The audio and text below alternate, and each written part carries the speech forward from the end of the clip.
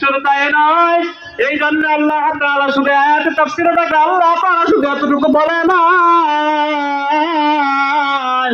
তাহলে এক নম্বর কথা হলো আল্লাহ তাআলা এই জন্য বলেছেন, বান্দা তুমি যে স্থানে যে কোনো হালতে যে স্থানে থাকো না কেন, সর্ব অবস্থায় আমার কাছে সাহায্য প্রার্থনা করবা, আমার কাছে চাইবা, আমার কাছে সবকিছু শুকরিয়া আদায় করবা, তাহলে আমি আল্লাহ তাআলা তোমাকে অতীতে যা কিছু নিয়ামত দান করে আছি, আমি আল্লাহ তাআলা তোমাকে আরো দ্বিগুণে আমি আল্লাহ তাআলা নিয়ামত বাড়িয়ে দিব।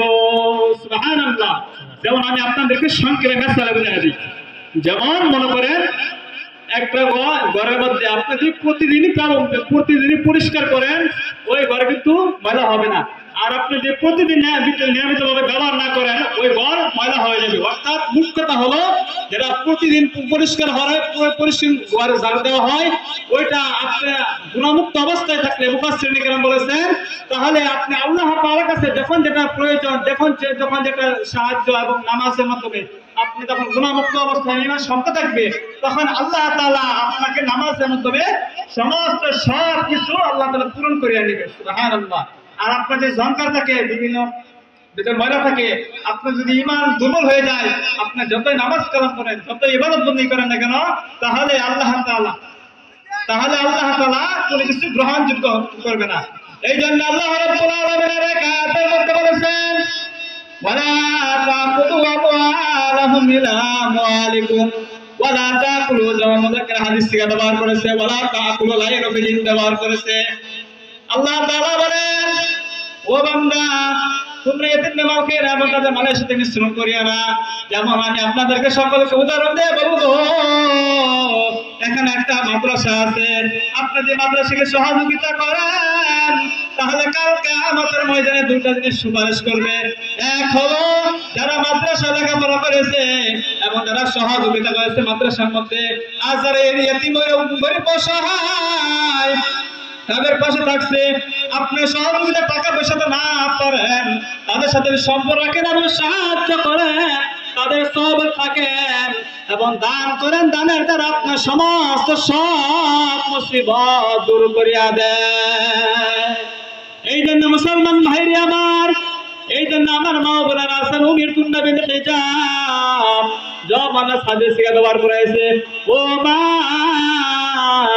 আপনারা ব্যবহার চলাফেরা করেন, আপনারা অনেক সময় দাদা অনেক উল্টা পাল্টা চলাফেরা করেন, আপনি যদি ভালো হয়ে যান, পর্দা করে চলাফেরা করেন, আপনার সন্তান আব্দুল কাদের জিলানী শামসুল কবির রহমতে আল্লাহ ওয়ালা বুজুর্গ হয়ে যাবে।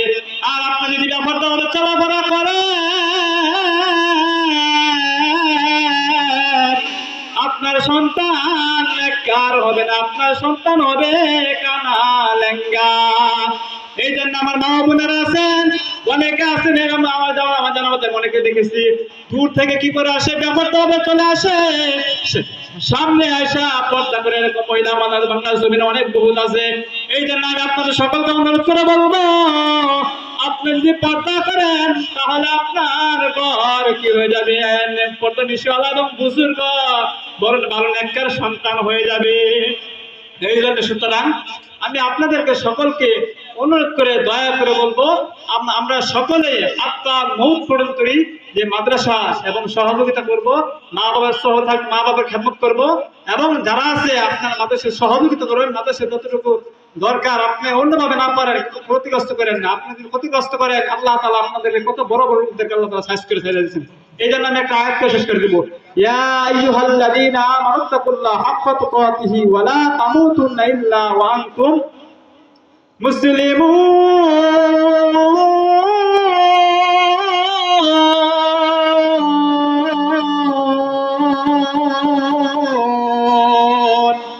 এখানে আল্লাহ তাআলা বলেছেন, হে সকল ঈমানদারের, আল্লাহ তাআলা বহু বচন দিয়ে আল্লাহ তাআলা বড় বড় লোকদেরকে আল্লাহ তাআলা বচন দিয়ে জওয়ানদের গায়ে বেশি করবেন, হে সকল ঈমানদাররা খবরদার হুঁশিয়ার, ঈমানদার না হয়ে কবরে যায় না, ইত্তাকিল্লাহ। এখানে আল্লাহ তাআলা ভয় করার জন্য বলেছেন। মুফাসসিরিন কেরাম বলেছেন, কেমন ভয় করতে হবে, ভয়টা এমন করতে হবে গুনাহমুক্ত অবস্থায়। আপনার যে আল্লাহ তাআলাকে অন্তর থেকে, একটা মন এক জিনিস, অন্তর এক জিনিস। আমি আপনাদের কিছুক্ষণ আগে মেসেজ দিয়েছি, যে ব্যক্তি অন্তর থেকে ভয় করবে এবং আল্লাহ তাআলাকে সর্বাবস্থায় সব কাজের মধ্যে ভয় করবে। আল্লাহ তাআলা ওয়াদা দিয়ে গ্যারান্টি দিয়ে আল্লাহ তাআলা বলেছেন তারা দুনিয়ার যে কোনো স্থানে থাকে না কেন আল্লাহ তাআলা তার সমস্ত সব কিছু আল্লাহ তাআলা তার পথ সহজ করে দেন। সুবহানাল্লাহ। এই জন্য আমি সংক্ষেপে যা কিছু বলেছি, আল্লাহ তাআলা আমাদের সকলকে বুঝিয়া শুনিয়া শুনলেওয়ালাকে বললেওয়ালাকে আল্লাহ তাআলা আমাদের সকলকে উক্ত হাত তার মত মতো যেন কোরআন হাদিসের আলোকে ওলামায়ে কেরাম যেন কথা বলতে পারে এবং তাদের কথা যেন অনুসন্ধান বের করে দিতে আল্লাহ তাআলা তৌফিক দান করে। সকলে বলেন আমিন। ওয়া মা আলাইনা ইল্লাল বালাগুল মুবিন। আসসালামু আলাইকুম ওয়া রাহমাতুল্লাহি ওয়া বারাকাতুহু। মাশাআল্লাহ, অত্যন্ত চমৎকার আলোচনা করেছেন হযরত মাওলানা জাকির হোসেন।